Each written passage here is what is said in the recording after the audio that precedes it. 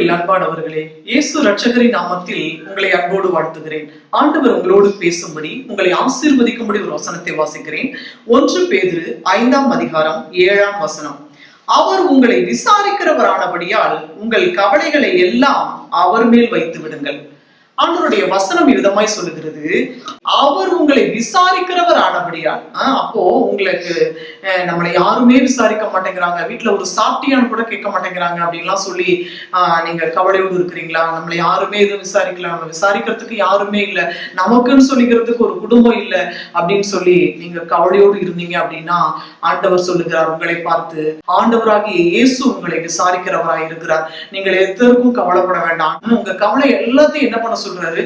அவர் மேல் வைத்து விடுங்கள் அப்படின்னு சொல்றாரு. அப்போ சில பேருக்கு எல்லாருமே இருப்பாங்க, இருந்தும் கேட்க மாட்டாங்க. நான் இருக்கேன், கவலைப்படாத, நீ ஒண்ணுத்துக்கு கவலைப்படாதன்னு சொல்லி ஒரு பேசி ஒரு வார்த்தையினால தேற்ற கூட ஆட்கள் இல்லாம சில பேர் கவலையில இருப்பாங்க. சில பேர் என்ன பண்ணுவாங்க, போய் ஜெபம் பண்ணுவாங்க, எப்படியா போ ஆண்டவர்கிட்ட சொல்லிட்டு வந்துடலாம் அப்படின்னு சொல்லிட்டு முழங்கால் படிட்டு ஜெபம் பண்ணிட்டு திரும்ப என்ன பண்ணுவாங்க, அந்த திரும்ப அதே கவலையோட வருவாங்க. இங்க ஆண்டவருடைய வசனம் சொல்லுகிறது, உங்கள் கவலைகளை எல்லாம், உங்கள் கவலைகளை எல்லாம் அப்படின்னா உங்க எல்லா கவலையும் அப்படின்னு தான் அர்த்தம். எல்லா கவலையும் என்ன பண்ண சொல்றாரு? வைத்து விடுங்கள். அப்போ வச்சு விட்டுருங்கன்றாரு. ஆனா நிறைய பேர் என்ன பண்றோம், வச்சுட்டு திரும்ப எடுத்துட்டு வந்துடுறோம். அததான் நம்ம பண்ற ஒரு பெரிய மிஸ்டேக். ஆண்டவர் சொல்ற வசனம் வைத்து விடுங்கள்ன்ற, வச்சுட்டு அவர்கிட்ட விட்டுருங்க அப்படின்னு சொல்லி. ஆனா நிறைய பேர் என்ன பண்றோம், அதை வச்சுட்டு திரும்ப அதே கவலையை தூக்கி எடுத்துக்கிட்டு திரும்ப ஓட வேண்டியது. அந்த மாதிரி இல்லாம இன்றைக்கு ஆண்டவர் உங்களோடு தீர்க்கமாய் பேசுகிறார். உங்கள் எல்லா கவலைகளையும் அவர் மேல் வைத்து விடுங்கள், அவர் பார்த்து கொள்ளுவார். வைத்து விட்டுருங்க, அவர் பாதத்துல வச்சுட்டு விட்டுருங்க, அவர் பார்த்துக்குவார். அன்னாள் ஜெபம் பண்ணும், குழந்தை இல்ல, கூட இருக்கிற கேவலமா பேசுறா, பிள்ளை இல்லை அப்படின்னு சொல்லிட்டு உடனே அன்னாள் அழுகுறா, ஆண்டவரே எனக்கு ஒரு பிள்ளையை தாரும் அப்படின்னு சொல்லி தேவ சமூகத்துல போயிட்டு உட்கார்ந்து, ஆண்டவரே எனக்கு பிள்ளை கொடுத்தீங்கன்னா அதை நான் உங்களுக்கே, நான் உங்களுடைய ஊழியத்துக்குன்னு சொல்லி நான் ஒப்பு கொடுக்குறேன்னு சொல்லி ஒரு பொருத்தனை செய்து கண்ணீர் விட்டு அவள் அழுது ஜெபிக்கிறாள். அப்போ ஆண்டவர் அவளுடைய ஜெபத்தை கேட்டு அங்கே ஆண்டவர் அவளுக்கு பதில் தருகிறார். அன்னாள் குழந்தைக்காக ஜெபம் பண்ணிட்டு பிறகு அவள் துக்க முகமாய் இருக்கவில்லை என்று வசனம் சொல்லுகிறது. பாருங்க, அதுக்கப்புறம் அவ அழகவே இல்லை. ஆண்டவர்கிட்ட நான் சொல்லிட்டேன், நிச்சயமா ஆண்டவர் என் ஜெபத்தை கேட்பார், நான் இனிமே கவலைப்பட மாட்டேன் அப்படின்னு சொல்லிட்டு அன்னாள் அதன் பிறகு அவள் துக்க முகமாய் இருக்கவில்லை என்று வேதம் சொல்லுகிறது. பிரியமானவர்களே, நீங்களும் கூட எந்த காரணத்துக்காக துக்கமா இருக்கீங்க?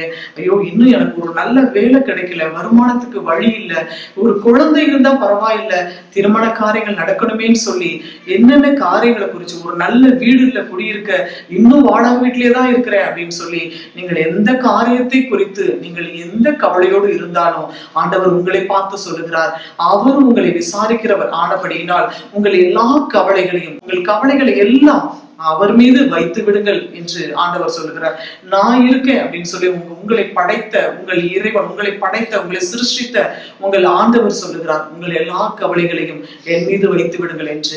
பிரியமானவர்களே, உங்கள் கவலைகளை எல்லாம் கர்த்தர் மேல் வைத்து விடுங்கள், அவருடைய பாதத்திலே வைத்து அவரிடத்திலே விட்டு விடுங்கள், அவர் பார்த்துக் கொள்வார். அந்நாளுடைய ஜெபத்துக்கு வலு கொடுத்த கர்த்தர் இந்த நாளிலும் கூட உங்களுடைய ஜெபத்தையும் கேட்டு நிச்சயமாக ஆண்டவர் உங்கள் எல்லா கவலைகளையும் மாற்றி உங்கள் குடும்பத்திலே, உங்களுடைய இருதயத்திலே ஆண்டவர் சமாதானத்தையும் சந்தோஷத்தையும் விடுதலையையும் நிம்மதியையும் ஆறுதலையும் ஆசீர்வாதங்களையும் நன்மைகளையும் கொடுத்து உங்களை ஆண்டவர் இருக்கிற இடத்திலே, இருக்கிற ஸ்தலத்திலே கர்த்தர் உங்களை ஆசீர்வதித்து உயர்த்துவதற்கு அவர் சர்வ வல்லமையுள்ள தேவனாய் இருக்கிறார். அவர் உண்மையுள்ள தேவனாய் இருக்கிறார். அவர் உங்களுக்காக பரிதபிக்கக்கூடிய தேவனாய் இருக்கிறார்.